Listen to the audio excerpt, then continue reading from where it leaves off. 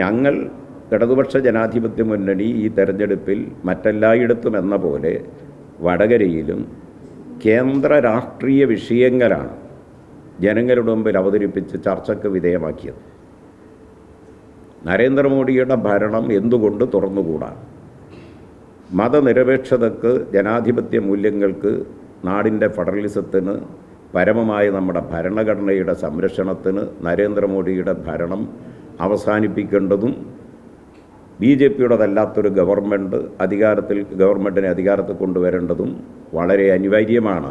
ഈ കാര്യങ്ങളാണ് ഞങ്ങൾ ജനങ്ങളുടെ മുമ്പിൽ അവതരിപ്പിച്ചത്.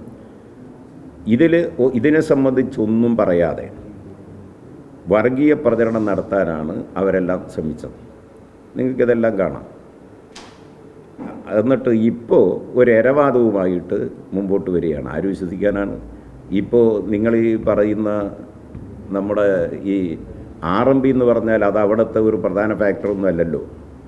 1183 പോളിംഗ് സ്റ്റേഷനുകൾ, പോളിംഗ് ബൂത്തുകളാണ് വടകര പാർലമെൻറ്റ് മണ്ഡലത്തിലുള്ളത്.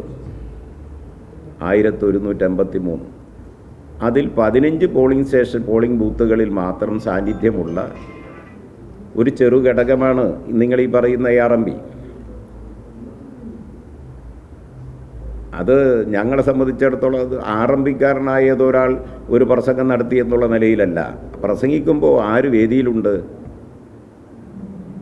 കേരളത്തിൻ്റെ പ്രതിപക്ഷ നേതാവ് VD സതീശൻ വേദിയിലുണ്ട്. ഇന്ത്യ യൂണിയൻ മുസ്ലിം ലീഗിൻ്റെ സംസ്ഥാന ജനറൽ സെക്രട്ടറി അഡ്വക്കേറ്റ് PMA സലാം ഉണ്ടെന്നാണ് മനസ്സിലാക്കുന്നത്. വടകരയിലെ UDFൻ്റെ സ്ഥാനാർത്ഥിയുണ്ട്. ഇതുപോലുള്ള ആളുകളെല്ലാം സ്റ്റേജിലിരിക്കെ അല്ലേ ഈ പരാമർശം നടത്തിയത്?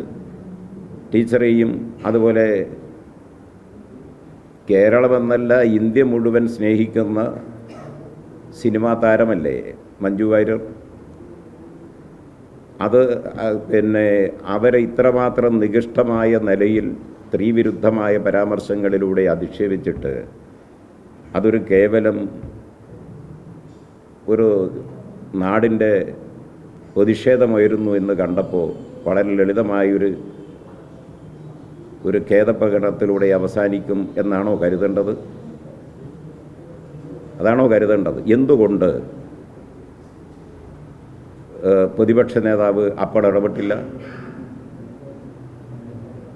എന്തുകൊണ്ട് ഇടപെട്ടില്ല? ഇതേപോലെ തന്നെയാണ്, അതേ മനുഷ്യൻ്റെ പ്രസംഗത്തിൽ തന്നെയാണ്, അതേ ആളുടെ പ്രസംഗത്തിൽ തന്നെയാണ് മറ്റൊന്നുകൂടി. അത് നിങ്ങളുടെ ശ്രദ്ധയിൽ നിങ്ങളാരും ചോദിച്ചില്ല. അത് നിങ്ങൾ ചോദിക്കാതെ തന്നെ ഞാൻ പറയാം. ഇവിടെ 2023 നവംബർ 11 ഞങ്ങൾ മുൻകൈയെടുത്ത് പലസ്തീൻ ഐക്യദാർഢ്യ റാലി സംഘടിപ്പിച്ചിരുന്നു. 10,000-കണക്കിന് ജനങ്ങൾ വന്നു ചേർന്നതാണ്. നിങ്ങളെല്ലാം അത് റിപ്പോർട്ട് ചെയ്യാൻ എത്തിച്ചേർന്ന കൂട്ടത്തിലുള്ളവരാണ്. ഇവിടെ ജനങ്ങൾ, മതവിശ്വാസികളും അതുപോലെ വിശ്വാസമില്ലാത്തവരും മതനിരപേക്ഷവാദികളൊക്കെ ആയിട്ടുള്ള 10,000-കണക്കിന് ആളുകൾ ഒഴുകിയെത്തിയ പരിപാടിയാണ്. ആ പരിപാടി പൊതുവിൽ വലിയ നിലയിൽ അത് അഭിനന്ദിക്കപ്പെട്ട ഒരു പരിപാടിയാണ്. ഞങ്ങൾ ഇനിയും പരിപാടി നടത്താൻ പോകുന്നുണ്ട്. പലസ്തീൻ ഇപ്പോൾ വീണ്ടും അവിടെ തുടങ്ങിയിട്ടുണ്ട്, ശക്തിപ്പെട്ടിട്ടുണ്ട്. അപ്പോൾ ആ പരിപാടി നടന്ന ഘട്ടത്തിൽ അവിടെ വൈകുന്നേരം മുഖ്യമന്ത്രിയാണ്, ബഹുമാന്യനായ കേരള മുഖ്യമന്ത്രിയാണ് ഉദ്ഘാടനം ചെയ്തത്. കേരളത്തിലെ അറിയപ്പെടുന്ന രാഷ്ട്രീയ സാമൂഹ്യ രംഗത്തെ നേതാക്കളെല്ലാം അവിടെ ഉണ്ടായിരുന്നു, മതപണ്ഡിതന്മാരുണ്ടായിരുന്നു. അത്തരമൊരു പരിപാടിയിൽ അവിടെ ആദരണീയനായ മുക്കം ഉമ്മർ ഫൈസി, അദ്ദേഹം സമസ്തയുടെ മുതിർന്ന നേതാവാണ്. അദ്ദേഹം നിസ്കാരത്തിൻ്റെ സമയമായപ്പോൾ ബാങ്ക് വന്നപ്പോൾ അവിടുന്ന് നിസ്കരിച്ചു. അത് സരോവരത്താണ് നടന്നത്. നിസ്കരിച്ചു, ആ സ്റ്റേജിൻ്റെ മുകളിൽ നിസ്കരിച്ചു. അതിൽ അപാകതയൊന്നുള്ളതായിട്ട് ഞങ്ങൾ കരുതുന്നില്ല. ഒരു മതപരമായ വിശ്വാസ ആചാരങ്ങളുടെ ഭാഗമായി എല്ലാവരും അംഗീകരിക്കുന്ന ശ്രേഷ്ഠമായ ഒരു ചടങ്ങിനെ, ഒരു നടപടിയെ അതിനെ എത്ര മ്ലേച്ഛമായിട്ടാണ് ചിത്രീകരിച്ചത് നിങ്ങളെല്ലാം കണ്ടില്ലേ? ഒരു മൗലവി അയാൾക്ക് നിസ്കരിക്കാൻ മുട്ടി, ഇങ്ങനെയൊക്കെയല്ലേ പ്രയോഗിച്ചത്? അതും ഇന്ത്യ യൂണിയൻ മുസ്ലിം ലീഗിൻ്റെ ജനറൽ സെക്രട്ടറി PMA സലാമും VD സതീശനും UDFൻ്റെ സ്ഥാനാർത്ഥിയും വടകരയിലെ സ്ഥാനാർത്ഥിയെല്ലാം ഇരിക്കുന്ന സ്റ്റേജിലല്ലേ പറഞ്ഞത്? ഒരക്ഷരം അവരാരെങ്കിലും പ്രതികരിച്ചോ? അങ്ങനെ ഒരു മതവിശ്വാസത്തിൻ്റെ ആചാരത്തിൻ്റെ ഭാഗമായുള്ളൊരു ശ്രേഷ്ഠമായ ഒരു നടപടിയെ അധിക്ഷേപിക്കാൻ പാടുണ്ടോ? ശരിയാണോ അത്? ഇത് ഇങ്ങനൊരു അധിക്ഷേപം രണ്ടാമതാണ് കേൾക്കുന്നത്. ആ പരിപാടി പലസ്തീൻ ഐക്യദാർഢ്യ പരിപാടി സംഘടിപ്പിച്ച് അത് വലിയ തോതിൽ മാധ്യമങ്ങളിലൊക്കെ വാർത്തയായി ലോകം മുഴുവൻ ശ്രദ്ധിച്ചു. അന്താരാഷ്ട്ര മാധ്യമങ്ങളടക്കം അവിടെ അത് റിപ്പോർട്ട് ചെയ്തിട്ടുണ്ട്. കോഴിക്കോട്ടെ പരിപാടി നിങ്ങൾ ശ്രദ്ധിച്ചിട്ടുണ്ടാവും. അപ്പോൾ പിറ്റേ ദിവസമോ 2 ദിവസമോ കഴിഞ്ഞപ്പോൾ സംഘപരിവാർ നേതാക്കന്മാർ അത് കുറച്ച് തലേക്കെട്ടുകാരുടെയും തൊപ്പിക്കാരുടെയും പരിപാടിയായിരുന്നു എന്ന പരിഹാസം ആക്ഷേപമുന്നയിച്ചു.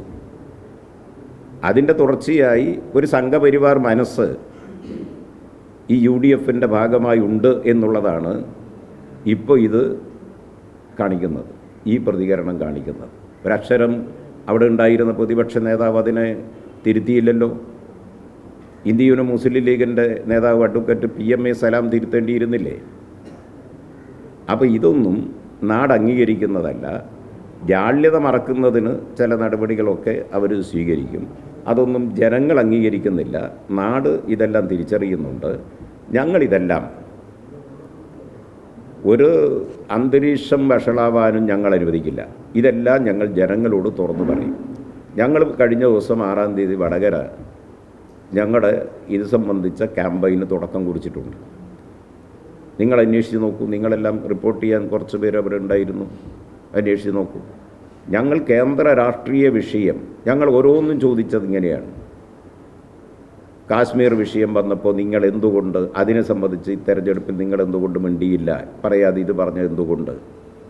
പൗരത്വ വിഷയത്തിൽ നിയമ ഭേദഗതി വിഷയത്തിൽ ഞങ്ങൾ ജനങ്ങളോട് പറഞ്ഞു, എന്തുകൊണ്ട് നിങ്ങളത് സംബന്ധിച്ച് ചർച്ചയ്ക്ക് വിധേയമാക്കാൻ തയ്യാറായില്ല? ഒരക്ഷരം മിണ്ടിയില്ല, ഒഴിഞ്ഞുമാറി. ഏക സിവിൽ കോഡ് വിഷയത്തിൽ നിങ്ങളെടുത്ത നിലപാടിനെ ഞങ്ങൾ വിമർശിച്ചു. എന്തുകൊണ്ട് നിങ്ങളതിൽ നിന്ന് ഒഴിഞ്ഞുമാറി? ഇങ്ങനെ ഓരോ വിഷയവും ചൂണ്ടിക്കാണിച്ച് ഈ രാജ്യം നേരിടുന്ന ഗൗരവമേറിയ രാഷ്ട്രീയ വിഷയങ്ങളാണ് ഞങ്ങൾ ചർച്ച ചെയ്യാൻ ഉദ്ദേശിച്ചത്. ഇപ്പോഴും ഞങ്ങൾ അവിടെ തന്നെയാണ് നിൽക്കുന്നത്. അതിലെല്ലാം കോൺഗ്രസ് നേതൃത്വം ഒരു BJP അനുകൂല നിലപാടാണ് കേരളത്തിൽ സ്വീകരിച്ചത്, സഹായകരമായ നിലപാട്. അതിനെ ഞങ്ങൾ തുറന്നു കാണിച്ചിട്ടുണ്ട്. അപ്പോൾ വെപ്രാളപ്പെട്ട് ഉത്തരം മുട്ടുമ്പോൾ കൊഞ്ഞനം കുത്തുക എന്ന് പറഞ്ഞതുപോലെ ഇങ്ങനെയുള്ള ചില നീക്കങ്ങൾ അതൊന്നും ഏശാൻ പോകുന്നില്ല. കൂടുതൽ വെപ്രാളം വരാനിടയാവുന്നത് ഈ ദിവസം കഴിയുന്തോറും പിന്നെ ഈ വോട്ടെണ്ണുന്ന ദിവസം അടുത്ത് വരികയാണല്ലോ. അപ്പോൾ ബേജാറ് കൂടുതലുണ്ടാവും. ഇതൊന്നും ജനങ്ങൾ അംഗീകരിക്കുന്നില്ല, തള്ളിക്കളയും എന്ന് ഉറപ്പായിട്ടുണ്ട്. വലിയ ഭൂരിപക്ഷത്തിന് വടകര പാർലമെൻറ്റ് മണ്ഡലം ഉൾപ്പെടെ ഇടതുപക്ഷ ജനാധിപത്യ മുന്നണി ജയിക്കാൻ പോവാണ്.